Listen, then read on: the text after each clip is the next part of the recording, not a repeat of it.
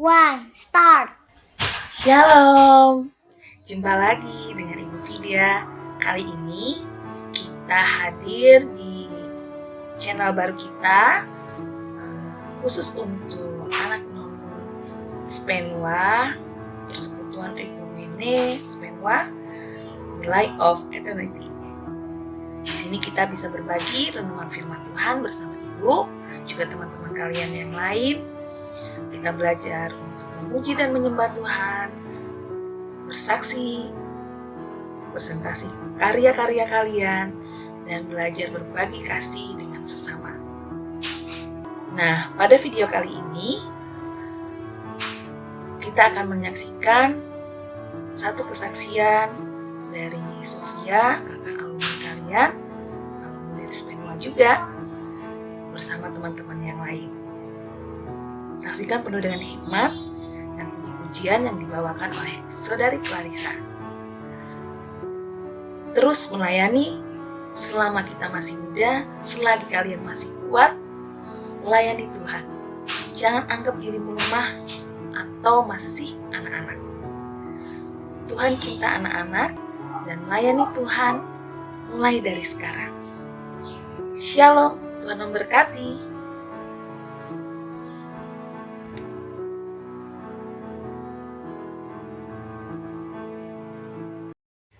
Halo semuanya. Saya di sini Sofia Natalia Zebua. Saya adalah alumni dari SMP Negeri 2 Kota Serang. Saya itu masuk sekitar tahun 2016 dan lulus pada tahun 2019.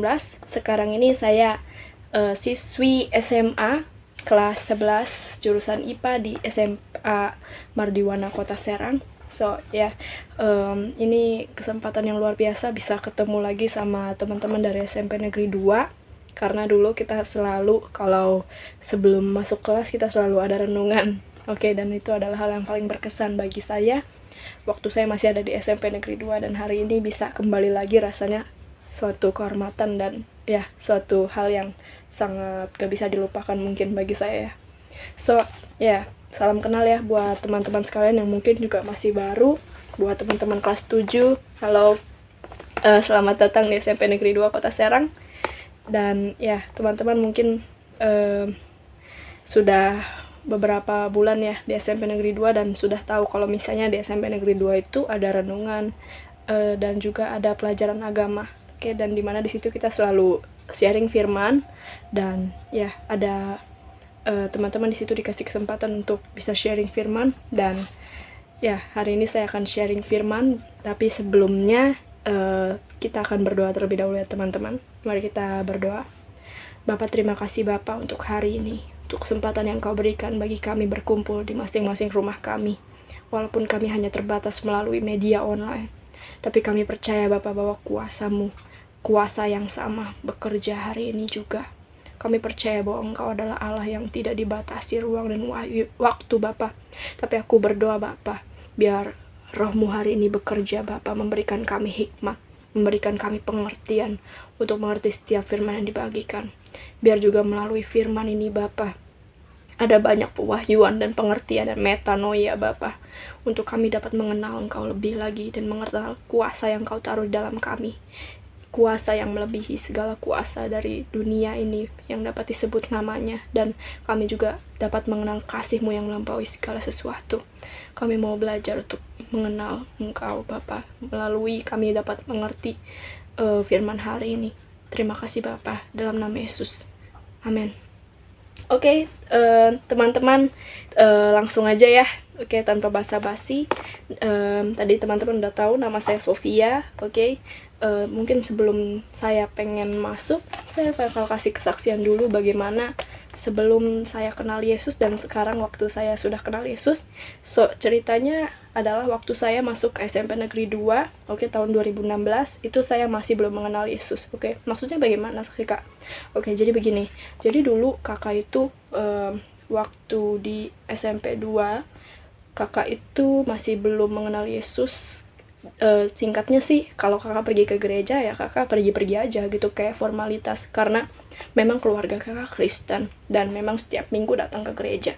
Tapi kakak dulu kakak juga ngelakuin itu gitu, dan kakak setiap minggu pergi ke gereja, tapi Senin sampai Sabtu hidup kakak itu ya sesuai hati kakak aja gitu. Jadi kakak suka anime, kakak suka nonton anime, dan kalian tahu ya anime itu banyak sekali menurut kakak ya, dari pakaiannya, dari scene-scene-nya banyak mungkin yang vulgar dan menurut kakak itu dewasa. Dan waktu itu kakak menikmati aja, menonton itu, dan kakak nggak merasa bersalah. Dan selain itu juga kakak nggak suka ngomong kotor. Kalian yang mungkin ngelihat hari ini kakak itu berbeda dengan kakak yang dulu gitu. Jadi dulu itu mungkin lebih ya, pokoknya dulu kakak itu hidup ya sembrono aja lah gitu ya. Kayak kalau ada yang bilang pakailah masa muda kalian, selama masa muda kalian itu ya kalian masih belum, selama kalian masih punya masa muda begitu ya. Kakak dulu lakuin aja apa yang kakak mau gitu. Tapi satu titik kakak mengenal Yesus, kakak merasa ada Tuhan itu real dalam kehidupan kakak tuh, dia jamah hati kakak. Satu titik itu kehidupan kakak 180 derajat itu berubah. Dari yang sebelumnya kakak suka ngomong kotor, kakak suka bergaul dengan teman-teman kakak yang suka nonton anime, karena kakak tahu di situ kakak dapat penerimaan, dan dari situ kita selalu tuker-tuker itu apa yang kita dapat dari anime yang kita tonton. Dan setelah ya kita jadi merasa bangga aja gitu karena bisa nonton anime dan bisa sharing ke mereka. Jadi kayak mendapatkan penerimaan dan identitas dari mereka gitu. Karena memang apa sih yang anak muda zaman sekarang cari, ya kan? Anak muda itu zaman sekarang cari apa? Jati diri, ya kan? Identitas, siapa saya? Kenapa saya hidup di dunia ini? What the purpose of my life gitu. So itu yang kakak cari dulu. Dan waktu kakak kenal Yesus, semua itu berubah. Kakak tiba-tiba gak ada keinginan lagi untuk berbicara kotor. Itu terjadi begitu aja. Tiba-tiba aja everything full of I'm fall in love with Jesus gitu. Semua hari itu seperti hari-hari kakak selalu jatuh cinta sama Yesus setiap hari gitu. Dan ya itu benar-benar hari yang berkesan bagi kakak. Itu sekitar kelas 7 semester 2. Itu pertemuan kakak dengan Yesus, perjumpaan kakak yang real sama Yesus waktu itu. Dan saat detik itu juga kakak berubah. Kelas 8 kakak masuk itu rasanya kayak udah beda lagi. Karena waktu itu lagi liburan ya, kenaikan kelas ke kelas 8. Dan waktu kakak masuk kelas 8, yang tadinya waktu kelas 7 kakak habisin waktu kakak untuk nonton film sampai ranking kakak turun, nilai kakak turun, sampai semua orang tuh nanya, kok Sofia turun nilainya. Tapi semenjak kakak kenal Yesus, semuanya berubah. Dan sejak itu kakak mulai ngerti hidup kakak hanya untuk Yesus. Jadi saat itu kakak mulai ngerti identitas kakak. Kakak itu spesial dan berharga di mata Tuhan. So kakak gak mau nyanyiin hidup kakak untuk hal-hal yang sia-sia. So sama seperti yang kakak hari ini ceritain mengenai identitas kakak. Siapa sih kakak? Kalau ada yang nanya kakak itu siapa, saya bisa jawab, kakak adalah anak Allah. Anak Allah yang hidup. Saya adalah anak Allah. I'm a child of God. I'm a child of God, and ya, aku spesial di mata Tuhan. Dan apa kata orang tentang kakak? Ya, itu pandangan mereka. Tapi siapa kakak? Adalah siapa kakak di mata Tuhan. Itu hal simple yang bisa kakak jawab untuk orang yang nanya siapa kakak. Begitu. So hari ini kakak akan bahas mengenai identitas.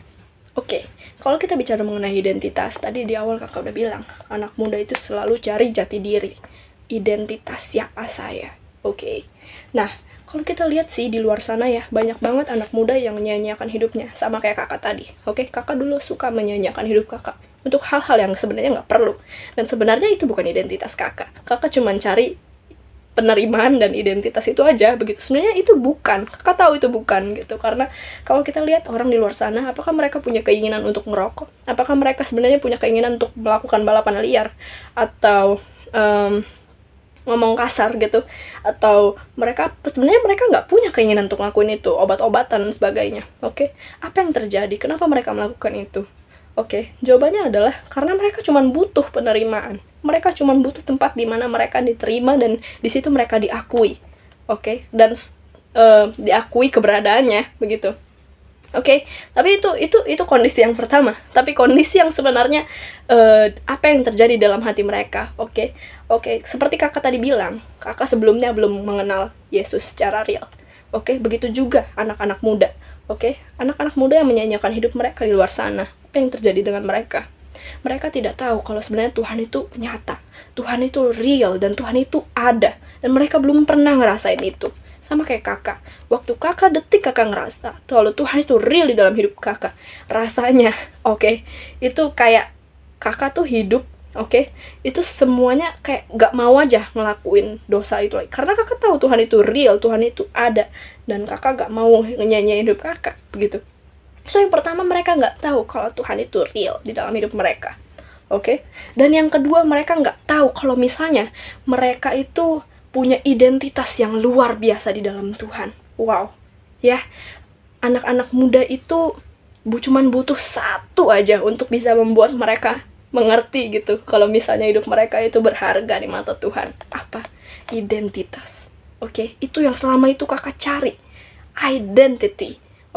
Di mana saya diterima dan di mana saya diakui gitu.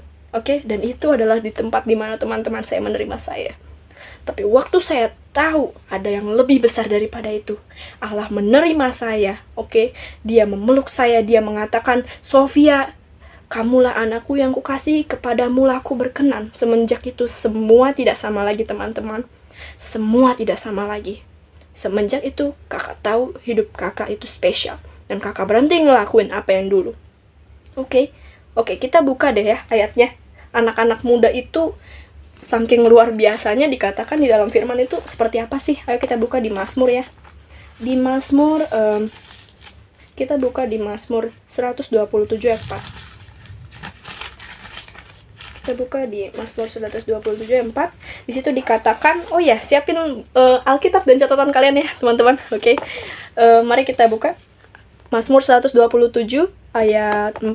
Di situ dikatakan, seperti anak-anak panah di tangan pahlawan, demikianlah anak-anak pada masa mudanya. Wow. Di dalam firman dikatakan anak muda itu seperti anak-anak panah di tangan pahlawan. Wow. Waktu kakak dengar firman ini, kakak juga sebenarnya kagum banget begitu. Kenapa? Karena di sini dikatakan anak panah di tangan pahlawan. Siapa anak panahnya? Kita sebagai anak muda. Kalian dan juga kakak anak muda. Dan pahlawannya siapa? Allah. Artinya anak-anak muda itu benar-benar penting banget.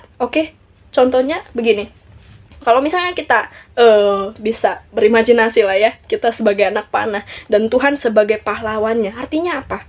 Artinya Tuhan mau tarik kita sebagai anak panah, dan Dia mau luncurkan kita kemanapun Tuhan panggil kita. Kemanapun Tuhan mau taruh kita di sana. Amin. Artinya ada potensi Kristus di tiap-tiap kita, di dalam kakak dan juga di dalam adik-adik sekalian. Semua orang punya potensi Kristus. Artinya dimanapun adik-adik ditaruh sama Tuhan, artinya di situ Tuhan bisa bekerja lewat teman-teman. Artinya sebegitu berkuasanya teman-teman. Bisa merubah suatu tempat, bisa merubah bisa membawa orang-orang, bisa wow, orang ini kok berbeda. Amin. So anak-anak muda seperti itu di dalam firman. Dan iblis gak suka anak-anak muda mengenal identitasnya. Kalau kita bicara mengenai identitas, seberapa penting sih identitas? Kita baca ya di dalam firman di Matius 3 ayat 17. Baik, kita buka Matius 3 ayat 17. Di situ dikatakan, dari ayat 16 aja ya. Sesudah dibaptis, Yesus segera keluar dari air, dan pada waktu itu juga langit terbuka, dan ia melihat Roh Allah seperti burung merpati turun ke atasnya.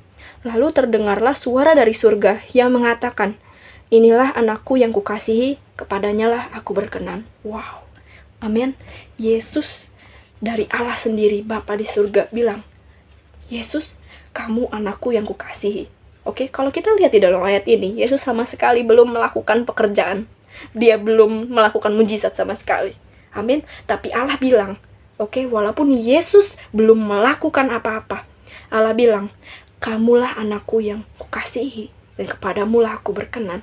Oke? So, kita lihat di pasal 4, iblis gak suka dengan itu. Iblis gak suka dengan seseorang yang mengetahui identitas dalam dirinya. Di situ dikatakan, maka Yesus dibawa oleh roh ke padang gurun. Oke, dibawa oleh roh ke padang gurun untuk dicobai oleh iblis. Oke? Dan setelah berpuasa 40 hari dan 40 malam, akhirnya laparlah Yesus. Nah, setelah ayat itu, 3 kali Yesus dicobai. Oke, kalau kalian baca, di awal selalu katanya, kalau kamu adalah anak Allah, kalau engkau adalah anak Allah, coba ubah batu menjadi roti. Kalau kau adalah Allah, coba jatuhkanlah dirimu. Oke, kalau kau adalah anak Allah, tunduk kepadaku. Oke, so di sini iblis mencoba Yesus. Kuncinya apa? Identitas. Oke, jadi seolah-olah iblis tuh pengen menggoyahkan keyakinan Yesus kalau sebenarnya dia adalah anak Allah dan ada potensi yang luar biasa di dalam dirinya untuk mengubah tempat di mana dia berada, bahkan dunia. Amin. So, iblis gak suka dengan orang yang tahu identitasnya. Bahkan dia mencoba Yesus itu sendiri, oke, supaya Yesus itu sama kayak Adam dan Hawa. Oke, kita buka deh. Apa yang terjadi dengan Adam dan Hawa? Di Kejadian 1, ayat 26-30. Oke. Di situ dikatakan, ayat 36, Kejadian 1, ayat 26. Oke. Berfirmanlah Allah, baiklah kita menjadikan manusia menurut gambar dan rupa kita. Amin. Supaya mereka berkuasa atas ikan-ikan di laut, dan burung-burung di udara, dan atas ternak, dan atas seluruh bumi, dan atas segala binatang melata yang merayap di bumi. Maka Allah menciptakan manusia itu menurut gambarnya. Wow. So, teman-teman diciptakan menurut gambar dan rupa Allah. Amin. So, kalau ada orang yang bilang, kalian jelek, kamu itu jelek, kamu itu gendut, kamu itu gak cantik, oke? So, teman-teman harus selalu ingat, oke? Walaupun itu teman-teman dikatain kayak gitu, tapi teman-teman tahu kalau misalnya teman-teman tuh spesial, bahkan diciptakan serupa dan segambar dengan Allah itu sendiri. Wow, amin. Kita lanjut. Maka Allah menciptakan manusia itu menurut gambarnya. Menurut gambar Allah diciptakannya dia, laki-laki dan perempuan diciptakannya mereka. Allah memberkati mereka, lalu Allah berfirman kepada mereka, beranak cuculah dan bertambah banyak, penuhilah bumi dan taklukkanlah itu. Berkuasalah atas ikan-ikan di laut, dan burung-burung di udara, dan atas segala binatang yang merayap di bumi. Berfirmanlah Allah, lihatlah aku memberikan kepadamu segala tumbuh-tumbuhan yang berbiji di seluruh bumi, dan segala pohon-pohonan yang buahnya berbiji. Itulah yang akan menjadi makananmu, tapi segala binatang di bumi dan segala burung di udara dan segala yang merayap di bumi yang bernyawa, kuberikan segala tumbuh-tumbuhan hijau menjadi makanannya. Dan jadilah demikian. Amin. So, yang pertama, manusia diciptakan serupa dan segambar dengan Allah. Oke, bodo amat apa kata orang, kamu jelek, kamu apa. Oke, saya taunya saya serupa dan segambar dengan Allah. Dan itu Allah sendiri yang ngomong. Oke, peduli amat apa kata orang, ya kan? Oke, dan itu yang pertama. Dan yang kedua, Tuhan menciptakan kita untuk berkuasa atas bumi. Amin. So, Tuhan menciptakan manusia itu untuk bersama-sama dengan Dia memerintah di atas bumi. Dan iblis gak suka itu. Amin. Dan apa yang terjadi? Oke. Di ayat 3, di pasal 3 ayat 1 sampai 5, di situ dikatakan adapun ular ialah yang paling cerdik dari segala yang binatang yang ada di darat yang dijadikan oleh Tuhan Allah. Ular itu berkata kepada perempuan itu, tentulah Allah berfirman, semua pohon dalam taman ini jangan kamu makan buahnya, bukan? Lalu sahut perempuan itu kepada ular itu, buah pohon-pohonan dalam taman ini boleh kami makan, tetapi tentang buah pohon yang ada di tengah-tengah taman, Allah berfirman, jangan kamu makan ataupun raba buah itu, nanti kamu mati. Tetapi ular itu berkata kepada perempuan itu, sekali-sekali kamu tidak akan mati. Tetapi Allah mengetahui bahwa pada waktu kamu memakan, matamu akan terbuka, dan kamu akan menjadi seperti Allah, tahu tentang yang baik dan yang jahat. Lagi-lagi iblis, mencoba bermain-main dengan identitas. Dia bilang, kalau kamu makan buah itu, kamu akan jadi seperti Allah. Hey, iblis, stop. Di awal Tuhan udah bilang, kita ciptakan dia serupa dan segambar dengan kita. Artinya, manusia itu sendiri diciptakan serupa dan segambar dengan Allah. Bagaimana bisa begitu iblis bilang kalau kamu makan buah ini kamu akan jadi seperti Allah. Kita udah jadi seperti Allah. Dan dia bilang kalau kamu makan buah ini kamu akan jadi seperti Allah. So, dia main-main dengan identitas. Dan manusia pertama jatuh karena identitasnya.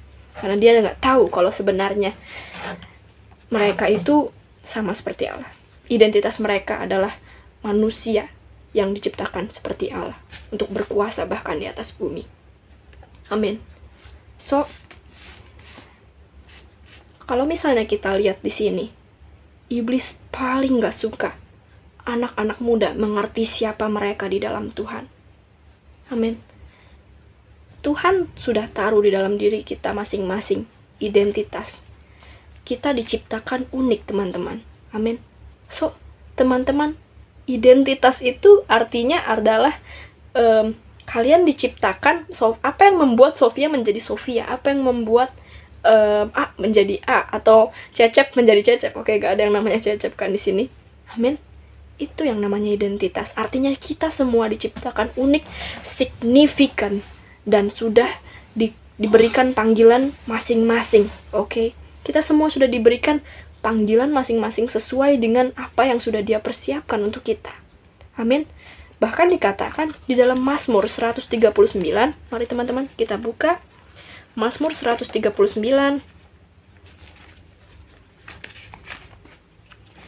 ayat yang ke-13 sampai 16. Sebab Engkaulah yang membentuk buah pinggangku, menenun aku dalam kandungan ibuku.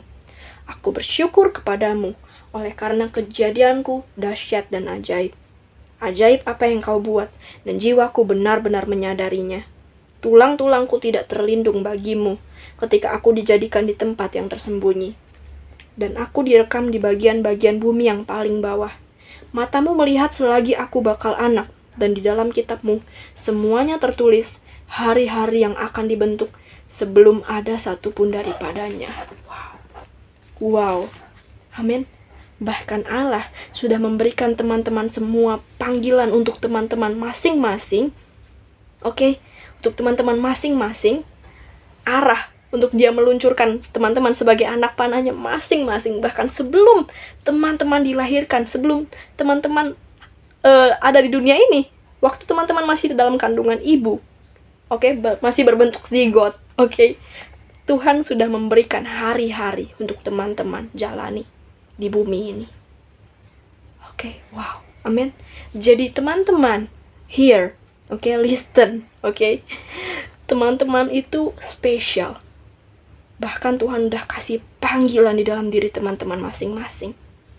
Ini identitas teman-teman yang sebenarnya. Amin. Oke.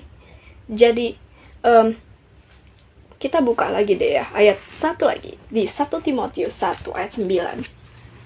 Oke, 2 Timotius 1 ayat 9. Di situ dikatakan, Dialah yang menyelamatkan kita dan memanggil kita dengan panggilan kudus, bukan berdasarkan perbuatan kita, melainkan berdasarkan maksud dan kasih karunia-Nya sendiri, yang telah dikaruniakannya kepada kita dalam Kristus Yesus sebelum permulaan zaman. Sebelum permulaan zaman. Wow. Artinya apa, teman-teman? Artinya, apakah cukup dengan kita menerima Yesus, mengenal Yesus sebagai Tuhan dan Juru Selamat, dan setelah itu sudah kita diciptakan seperti kita diciptakan untuk hidup tanpa suatu maksud gitu ya, kayak kita ya udah kamu hidup aja ya, oke, dan setelah itu kamu tunggu kamu dipanggil Tuhan lagi, oke? Enggak, teman-teman. Di situ dikatakan kita punya panggilan. Tiap-tiap teman-teman masing-masing punya panggilan. Apa panggilan kita di dalam Tuhan? Oke, apa panggilan yang sudah Tuhan taruh dalam kita? Panggilan itu bukan selalu mengenai pendeta, bukan selalu mengenai pelayan yang ada di gereja. Oke, pelayanan apapun itu, singer, WL, dan sebagainya. Panggilan itu, teman-teman, oke, kalau tadi kan kita udah baca ya, seperti anak panah di tangan pahlawan. Artinya dimanapun teman diluncurkan, sekarang ini teman ada di mana? Teman ada di SMP 2, so, di situ teman dipanggil sama Tuhan untuk jadi berkat, oke? So, give the best you can, gitu. Di situ teman-teman dipanggil, oke? Tuhan kasih teman-teman SMP Negeri 2 itu bukan sebuah kebetulan loh. Amin. Kakak ditaruh di SMA Mardiwono Kota Serang, kakak gak pernah merasa menyesal. kakak tahu ini bukan sebuah kebetulan, tapi kakak percaya Tuhan panggil kakak di sini. Oke? Dan kakak mau berikan yang terbaik untuk Tuhan, karena kakak tahu waktu kakak disuruh untuk di sini, itu Tuhan yang nyuruh. So kakak mau berikan yang terbaik dimanapun kakak berada, karena kakak percaya di situ Tuhan panggil kakak. Amin. Panggilan itu juga bisa aja waktu satu saat nanti mungkin teman-teman mau masuk dunia apa nih? Bisnis? So berikan itu untuk Tuhan. Oke, 100% untuk Tuhan. Mungkin itu artinya Tuhan panggil teman-teman di situ.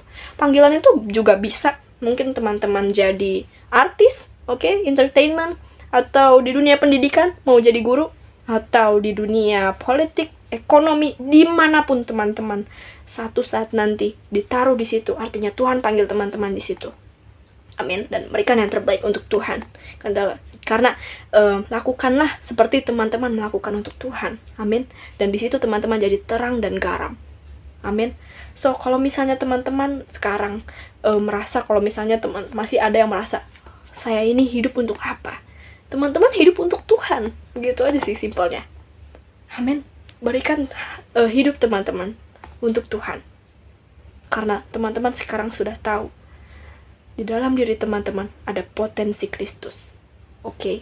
Di dalam hidup teman-teman. Amin. Ada begitu kuasa yang begitu besar. Oke. So itu identitas yang Tuhan taruh di dalam diri teman-teman. Teman-teman spesial. Oke, di luar sana banyak orang yang luar biasa ya, bekerja dan sebagainya, tapi mereka nggak tahu kalau itu panggilan mereka. Mereka lakukan itu karena mereka lakukan aja. Oke, dan apa akhirnya? Mereka stres dan akhirnya mereka bunuh diri dan mereka pikir hidup mereka cuman sampai situ. Amin. Jadi teman-teman itu sudah dibentuk, oke, dilahirkan di bumi ini bukan tanpa alasan gitu teman-teman. Oke, jadi ada mungkin yang orang-orang di luar sana ya yang bilang aku nggak berguna. Oke, siapa yang butuh aku? Oke, orang lain mungkin merasa orang lain bilang kamu jelek, kamu hina dan sebagainya. Oke, di dalam firman dikatakan kamu serupa dan segambar dengan Allah. Kamu adalah anak panah. Amin. Kamu dipanggil dengan panggilan kudus bahkan sebelum dunia dijadikan. Dan bahkan waktu kamu ditenun di dalam kandungan ibumu, Tuhan sudah membentuk hari-hari untuk kamu jalani. Amin. So itu yang mau kakak bagiin hari ini, mengenai identitas dan mengenai betapa besar kuasa yang ada di dalam diri teman-teman. Amin. Oke, hari ini sebelum kita tutup, akan ada video mengenai teman-teman kakak. Oke, jadi ini juga alumni dari SMP Negeri 2 Kota Serang. Ya, dan mereka juga orang-orang yang sebelumnya belum kenal Yesus, tapi setelah mereka kenal Yesus dan mengerti siapa mereka di dalam Tuhan, identitas mereka diubah hidupnya oleh Tuhan. Oke, selamat menyaksikan. Semuanya, perkenalkan nama kakak Yasinta Meva. Di sini kakak bakalan sharing sedikit mengenai identitas sebelum dan sesudah di dalam Kristus. Jadi, identitas kakak sebelum dalam Kristus itu rusak banget, parah banget, hancurnya sampai benar-benar ngerasa minder, sampai waktu jalan di depan orang lain itu harus ngumpet di belakang badan orang lain karena nggak pengen mukanya tuh kelihatan, nggak pengen kepang-pang di situ mukanya. Karena kakak sering dapat penuduhan dari orang-orang sekitar, seperti contohnya, kamu itu jelek, kamu itu bodoh, kamu itu nggak berguna, kamu itu berdosa, sampai akhirnya berasa bener-bener minder, bener-bener bilang datang ke Tuhan, kenapa engkau menciptakan aku yang seperti ini, kenapa engkau menciptakan aku yang berbeda dari orang lain. Sampai waktu itu kakak ikut RE, di situ ada sesi yang namanya gambar diri, dan di situ gambar diri kakak dipulihkan. Dan kakak mengerti identitas kakak, bahwa sebenarnya saya nggak perlu ngelakuin pembenaran di hadapan orang lain. Saya nggak perlu ngelakuin hal yang orang lain senang supaya dapat pembenaran. Saya dibenarkan bukan berdasarkan apa yang orang lain katakan, melainkan saya dibenarkan karena Kristus telah bangkit di dalam saya. Ketika kakak mengerti identitas kakak, ketika kakak tahu siapa kakak benar-benar merubah sudut pandang kakak. Kakak nggak lagi minder. Kakak mencoba untuk kayak pede, karena saya tahu Tuhan setiap menciptakan saya itu berharga. Saya berharga di mata Tuhan dan Tuhan mengasihi saya. Banyak sekali contoh identitas yang lain, identitas rusak yang lain ya. Contohnya seperti waktu kita melakukan dosa. Memang sebelum kita hidup di dalam Kristus, waktu kita jatuh ke dalam dosa, kita adalah hamba dosa. Tapi setelah kita kenal Yesus, setelah kita tahu identitas kita adalah anak Allah, kita bukan lagi hamba dosa. Melainkan kita adalah orang berdosa yang sudah diselamatkan. Banyak sekali penuduhan yang iblis kasih, kayak contohnya kamu ini orang berdosa, kamu ini nggak pantas buat baca Alkitab, kamu ini nggak pantas buat berdoa, kamu ini buruk, kamu ini manusia yang paling bejat, kamu ini, dan segala macam bentuk penuduhan iblis. Itu yang pengen iblis ambil dari kita adalah identitas kita. Iblis pengen identitas kita rusak supaya kita nggak mengerti kehendak Bapa dalam hidup kita. So adik-adik semua di sini kakak ngajak kalian semua stop minder, stop untuk bilang bahwa diri kita nggak berguna, stop bilang kita jelek, karena kita semua berharga di mata Tuhan dan Tuhan mengasihi kita. Seperti yang tertulis di 2 Korintus 5 ayat 17. Jadi siapa yang ada di dalam Kristus, ia adalah ciptaan baru, yang lama sudah berlalu, sesungguhnya yang baru telah datang. Shalom semuanya, perkenalkan nama saya Revina Melani Tambunan. Di sini saya ingin sharing dikit tentang identitas saya sebelum dan sesudah mengenal Kristus. Sebelum mengenal Kristus itu saya orang yang terlalu mementingkan hal-hal duniawi. Saya suka gosip, suka mencontek. Terkadang kalau ke pasangan saya suka ngomong kasar, suka hal-hal yang berbau K-pop, sampai terlalu ngabisin waktu di hal-hal duniawi yang itu-itu aja, sampai benar-benar terlalu banyak waktu untuk hal-hal yang gak penting sebenarnya daripada bangun relasi sama Tuhan. Waktu itu saya juga ikut RE, saya dipulihkan, identitas saya dipulihkan, gambar diri saya dipulihkan. Tuhan kasih tahu saya kalau sebenarnya itu hal-hal yang mencontek, menggosip, atau hal-hal yang duniawi itu bukan jati diri saya, bukan gambar diri saya, bukan identitas saya. Identitas saya itu anak-anak Allah, anak yang sudah dimenangkan, anak-anak terang. Jadi itu sebenarnya nggak perlu banget, dan saya dikasih tahu juga saya sebenarnya punya luka batin, luka yang saya simpen, dan saya rasa kalau saya ya udah maafin gitu. Dan ternyata Tuhan kasih pulihkan juga luka itu. Tuhan juga kasih tahu kalau saya itu sebenarnya punya kasih Bapa, kasih yang benar-benar besar yang Tuhan berikan ke saya, yang cuman Allah Bapa doang, Allah Bapa kasih ke saya, yang benar-benar besar banget. Jadi saya gak perlu nyari-nyari lagi di dunia hal-hal yang kayak gitu, karena saya udah punya kasih Allah, kasih Bapa yang itu besar banget. Sampai saya di situ nangis, saya sadar kalau sebenarnya hal yang saya lakukan sebelumnya itu percuma, hal-hal yang gak penting. Dan saya sadar kalau saya itu sudah diselamatkan dan dimenangkan. Jadi segitu aja. Sekian dan terima kasih. Shalom. Hai guys, nama saya Garcia, dan sini saya akan menceritakan tentang pengalaman saya sebelum dan sesudah kenal Kristus. Jadi pada waktu saya masih SMP, di situ saya selalu ngandelin logika saya. Dan saya sama sekali nggak percaya adanya Tuhan, dan semua kejadian tuh dihubungin sama sains atau enggak logika.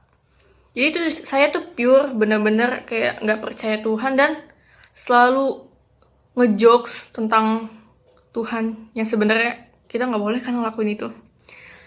Dan pada waktu itu jadi aku punya boneka. Di situ boneka yang bisa disebut namanya boneka kumantong. Itu adalah boneka yang isinya ada. Dan di situ saya kayak terpengaruh sama omongan orang. Di situ mereka bicara kalau mereka tuh powerful, pokoknya hal-hal kayak gitu deh. Dan di situ saya bodohnya percaya. Dan percaya saya bener-bener kayak ya percaya gitu sama mereka. Dan pada bilang kalau mereka tuh baik. Dan di situ saya ya iya aja dan saya menaruh kepercayaan saya kepada mereka. Dan di situ nggak lama banyak kejadian-kejadian yang di luar akal, di luar naluri deh. Di situ saya mengalami kejadian benar-benar nggak lazim. Di situ bapak saya meninggal dengan cara yang nggak lazim.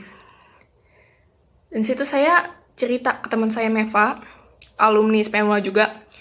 Semua aku ceritain dari awal sampai akhir. Dan di situ saya minta pertolongan dia. Dan dia datang bawa Sofia, Kak Christine sama Kak Eva. Bener ya? Lupa namanya. Di situ saya lahir baru dan di situ saya bertobat. Di situ benar-benar saya ngerasain kehadiran Tuhan datang di hati saya. Dan dari situ saya mulai berubah pola pikir, berubah sifat yang jelek. Pokoknya berubah menjadi orang yang lebih baik. Dan di situ saya tuh tahu kalau berubah itu butuh proses. Dan proses itu juga berat. Dari yang awalnya percaya sama kayak gitu, terus percaya ke Tuhan Yesus. Dan situ saya berubah sikap saya mau nata sikap saya lebih baik. Dan situ saya merasakan kehadiran Tuhan benar-benar ada dalam hidup saya. Setiap saya berdoa, waktu dulu saya benar-benar kayak nggak ada ngerasain kehadiran Tuhan. Dan saya berdoa setelah lahir baru, saya ngerasain benar-benar kehadiran Tuhan tuh ada di hati saya. Dan saya ngerasain grace, berkat dari Tuhan, dan saya selalu merasa tercukupi setelah lahir baru. Jadi saya sekarang selalu menaruh kepercayaan, harapan saya cuma ke Tuhan Yesus doang, gak mau yang lain. Udah sih gitu aja. Oke, teman-teman, bagaimana kesaksiannya? Luar biasa ya, amin.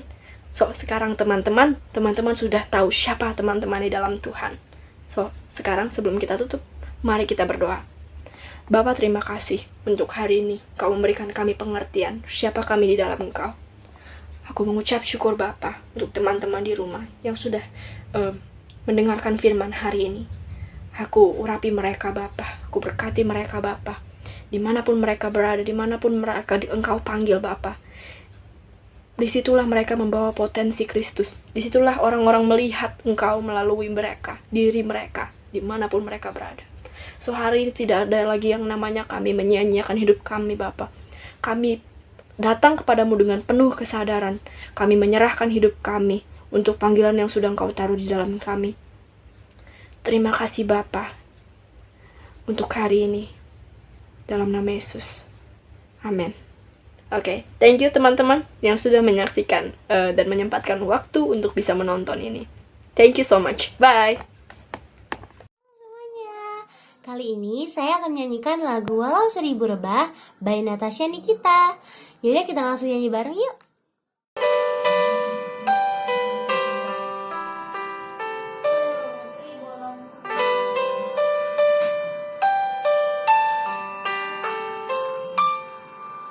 Tiada pernah ku ragukan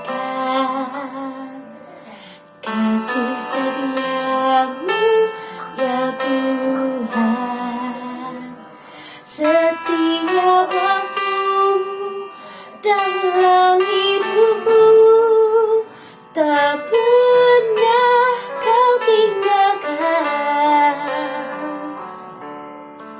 Meski langit tampak suram, awan gelap pun menghadang, hadapi badai, lewati gelombang, tak pernah kau tinggalkan diriku.